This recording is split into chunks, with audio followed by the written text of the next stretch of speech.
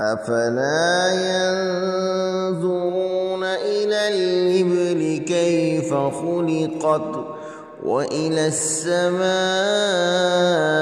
كيف رفعت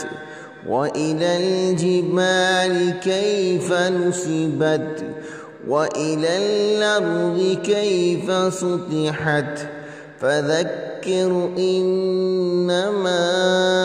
أنت مذكر لست عليهم بمسيطر إلا من تولى وكفر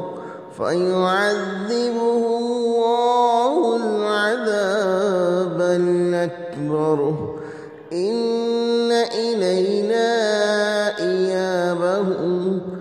ثم إن علينا حسابهم.